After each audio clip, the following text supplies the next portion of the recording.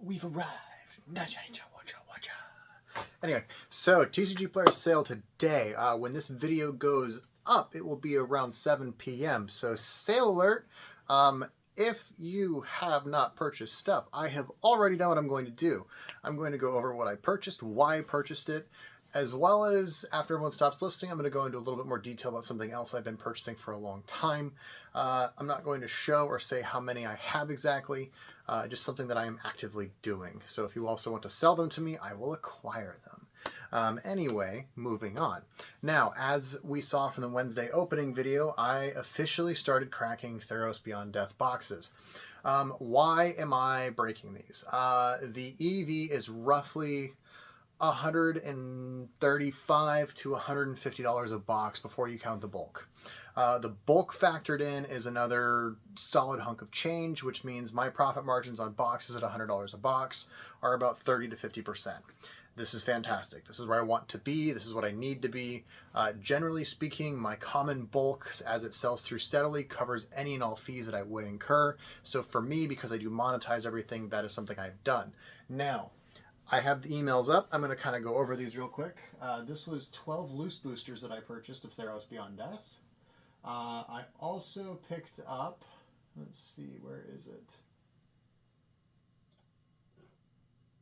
Did this have, okay, this did not. This is the other one I want. Okay. This was the fat order that I placed.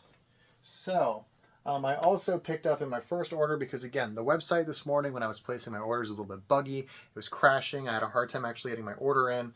It was a bit of a mess, but we got there in the end. Some stuff I didn't end up buying, so I had some 151 on my cart. It got obliterated and closed out. Huge surprise. I had a Journey Together, some Journey Together stuff in there. It also got obliterated. Whatever, I'm not fighting for it. It's going to come down in price. I'm not worried about it. Journey Together is hated. Whatever. They're probably going to reprint more 151. Okay, whatever, I'll pick up more later. Don't care. Here's the kicker though. So, on my first order, I picked up I picked up 12 loose boxes, 2 more cases of Theros Beyond Death. So that's a total of 36 boxes of Theros Draft. I also picked up 6 boxes of Collectors. This should be a case, the little half case. So I will open that and see how it does with consistency versus the loose ones that I have. I think I actually have 6 loose ones, which does put my combined total roughly at like 85 boxes of Theros. Between the Collectors and the draft that I have, all of it will get opened, ripped, and put together and inventoried. You will see some openings and stuff for that coming up in the future. Now, obviously, I bought this because the set is inverted. It is an older Magic set. There is a dynamic that has been created with the play boxes and the Collectors, right? Uncommons and commons are less common now. These older sets that have this very consistent ratio of rare, uncommon, mythic, and common have a very specific and accurate EV. It's consistent, right? If I open up 1,000 boxes, I will make $148.13 on average. If I open up 100 boxes, I will probably make very close to $148.13. It's very consistent. The problem with set boxes and play boxes and collector boxes is because of the ratios and the way that they're collated and stuff with the printer packing, they're way less consistent, so I tend to not do mass openings on them. However, for Theros, I wanted to kind of lump some in there. As we saw with my, close to 200 boxes of MH1 I've done, incredibly consistent across the board. So I have a 4-row of MH1 rares still that I've just been dripping out $300-400 a month, fairly consistent, actually sometimes a week. Shit was like crazy. Anyway, so something else that I picked up. I picked up some Aether Drift collector boxes. I picked up 2 here in this order, and then this order was 5 more, I believe. Yes, 5 more, so 7 total. This particular set is one of the ones that has released during the printer clampdown. For some reason, the set's hated. Now, why I think that is wrong. Generally speaking, box toppers make money. There's box toppers in this set. They will probably do fairly well. I'm going to be honest. My tape gun fell over. So they're probably going to do pretty damn well. I bought some. They were like $180 a piece, I think. By the time I get 13% cash back, 2% CC, you know, I pay 6% sales tax. I'm making an extra 9% on this, so just shy of 10%, but for easy math, 10%, which basically puts my cost average on a CB at $162. That's crazy. It's like $163.50, I think is the exact amount, but that's crazy. Cost on those was like $182 to $188 depending on the distro, which means they're quite literally being sold at losses right now. So people are just liquidating this for some reason. As we saw in most of COVID era of overprinting and oh my god, it all sucks, all of those sets have recovered. All of them.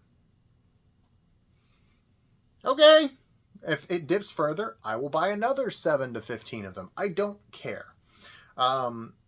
The other thing that I picked up, now that we're 6 minutes into the video and we've officially reached that quote-unquote average where most people stop watching, we'll get into the juicy stuff.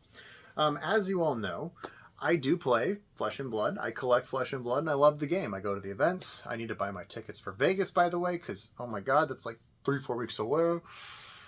Anyway, so I collect the game. Also a big Guardian player.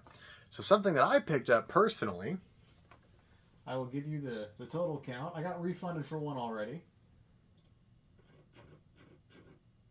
Oh man. 1, 2, 6, 7, 8, 10, 13, 16, 17 copies of Spinal Crush. And 1, 8, 6, 8, 11, 12, and 14 copies of Crippling Crush. These are Alpha Guardian Majestics. Now, I have been steadily acquiring these for years. My goal and my intent is to get over 10% of the print run.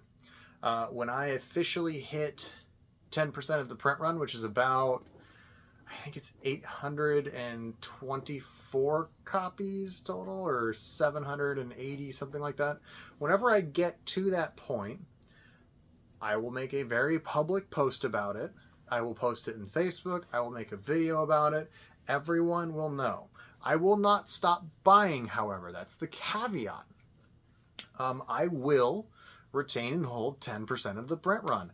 I think it's hilarious. You might cry evil investor. However, my massive position, which it's whole digit percentages already, has not mattered. Now, why does this matter? Well, there always has to be a first person, and I just decided I'm going to be the first person. So every year I pick up between 30 and 100 copies of each of these. It depends. Some years I picked up more, some years I picked up less. But we're steadily gaining copies, and our goal is steadily getting there. I will pick up more throughout the year as I go to each of these events. I always buy them out whenever I see them. I pick them up whenever I can. If you have them for sale or they're sitting in a binder that's dead, please let me know. I will pick them up. I am shameless. I will even pay for the shipping to get them to me. As long as they're actually first edition, I'm not paying unlimited. I'm going to be honest. Whenever I buy these out on TCGplayer, this always happens, right? This is so funny. I'll buy 35 copies of these first edition cards. I will inevitably get all of them shipped to me or have like 1 or 2 refunded. I already had 1 refund, so I'm already on track for that. And then once they all get to me, I will inevitably have at least 2 to 3 of them that are not actually first edition. This has pretty consistently happened, and because these cards in the unlimited version are like $1 or $2, most people are just like, just keep the card.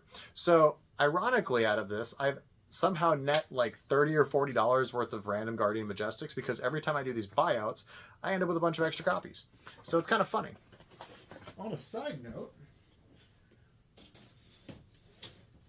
I believe this is the binder. It's not the binder. It's the other binder I need. I collect master sets. I have this thing where I've generated master sets, right? And here they are. Those 2 beautiful first edition cards. However, I will show you all a small sampling of the beautifulness that I have created. Oh yeah, I have all 9 tomes now. Cool, perfect.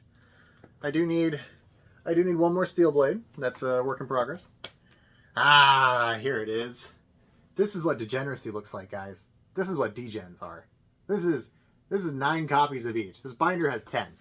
There's 10 copies in this binder alone. I do need some ancestral empowerments and some other shenanigans. Ah, yes. So beautiful. So beautiful. Oh. Oh, wait, there's more in the back. So, yeah, there's actually 14 of each copy in here. My bad. As you can see, I've acquired a fair number of these. Also, this was a meme card from one of the events. Fun Find Days. Rudy's Hairy Arms. I think the professor was here with these, and someone actually printed these out, and they were all over the event hall, and I snagged them. It was really funny. Oh, yeah. This is a custom 1-of-1 art that I also managed to nick. What is this? A bed that sleeps beds. I don't know what its actual effect is, but it is signed by the artist because shenanigans. So fun times, fun times. But yeah. And then just a little Pro Tour New Jersey card to commemorate where I got that. I've had that since 2022. Good Lord. And of course a page of cracked Gobbles, because why not? But yeah, little fun aside there with that. But this is kind of some of the things that we've picked up. Originally, I was going to pick up more stuff. However, on a fun note, now that I'm sure no one is listening, but they might be, I finally got a table / whole cube at CollectaCon. So, announcement, I will be at the CollectaCon in Richmond. It is July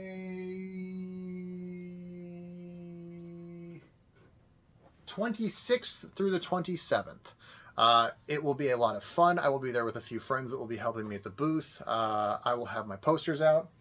And we will also have some shirts out for giveaways if you are there. They will be free. I will give them out to a few subscribers. I will have different sizes with me. I will also give out a few for free as a drawing at the actual event, as well as some random products and some other things. So if you happen to be at CollectaCon in Richmond, stop by the booth, subscribe, say hi. I can take photos, do whatever. I do not care. Bring your collections. I'll buy them. I will be there buying a fair bit of inventory. I'm hoping to be able to pick up mid 5 figures if I can. We'll see how things kind of roll out and happen with everything though. But I will be there for that, so this is an announcement for that officially. Man, this is actually a really big video today. The other thing was this week we did the drawing for the t-shirts. So far, 3 people have claimed them. There's 1 person that still needs to. I will leave that available for them for I guess for another week. I drew yesterday on the 15th, so I guess I'll give them... I guess I can give them to the 30th and I'll redraw again. Maybe? I don't know. Or I'll just keep and give it away another time. I don't know. Whatever. We'll figure something out. But please reach out to me if you haven't already. They're mostly accounted for already, which is great.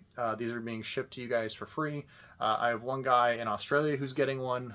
He's covering the difference in the shipping. It's only going to be like, I checked it earlier. What was it like? I think it was like $8 or $9 is the difference. So I might just ship it to him anyway to say screw it. I need to double check shipping and make sure everything's kosher though before I officially like commit for that one. But those are going to be going out today. Ruxin will also be getting his shirts as well, and that'll be a lot of fun. So I will see you guys there. Please come by, say hi. Like always, like, comment, subscribe, share, say hi, whatever. Toodles, bye-bye. Hope take advantage of that sale. Seriously, go take advantage of this sale. I got back like $1,200 today. It's awesome.